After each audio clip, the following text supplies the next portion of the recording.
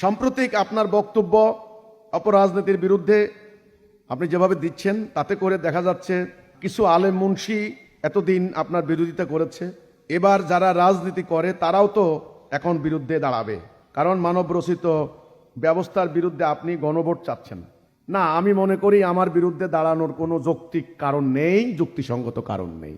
হ্যাঁ, দাঁড়াতে পারে, হক বাতিলের লড়াই চিরন্তন। আমি গণভোট চাচ্ছি কোন কথার উপরে? তারা গণভোট চাচ্ছেন জুলাই সনদ পাশ করে জনগণের ম্যান্ডেট নিয়ে সংবিধানে অন্তর্ভুক্ত করা। আমি বলেছি আসলে বিদ্যমান সংবিধান, বিদ্যমান জীবন ব্যবস্থা এটা খালি একটা নাট্যকালী।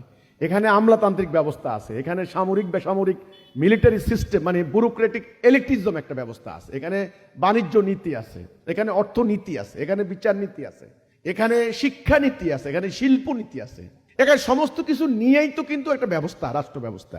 এখন আপনি কিছু কিছু সংস্কার করলেন, যেমন প্রধানমন্ত্রী এক মেয়াদে একই ব্যক্তি 2 মেয়াদ না 3 মেয়াদ, উচ্চকক্ষ 100 আসন বিশিষ্ট, পিআর পদ্ধতিতে ইলেকশন। আরে ভাই, এগুলা দিয়ে কি শান্তি হবে? শান্তি হবে না।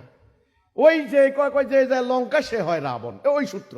অন্যায় হবে, দুর্নীতি হবে, কারণ সিস্টেমটাই ভুল। আমি বলেছি গণভোট হবে, 1000 কোটি টাকা খরচ হবে, এই খরচ করে গণভোটটা বরং এই কথার উপরে নেন আপনারা আল্লাহর বিধান চান কি চান না, তবে জনগণের একটা পরিষ্কার স্পষ্ট ম্যান্ডেট আশা করি পেয়ে যাবে।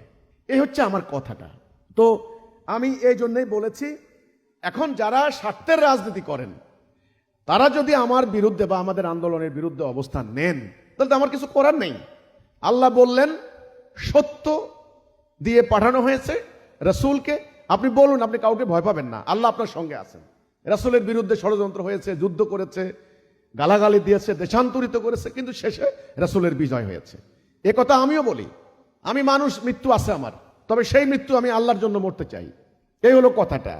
এখন কে বিরোধিতা করলো, কে পক্ষে গেল, এটা তো আমি আর বিবেচনা করতে পারি না। আমি মোমেন, আমি আল্লাহর বিধান মানবো, আমার জীবন বিধান আল কোরআন। আমি মরতে চাই আল্লাহর বিধানের আন্ডারে।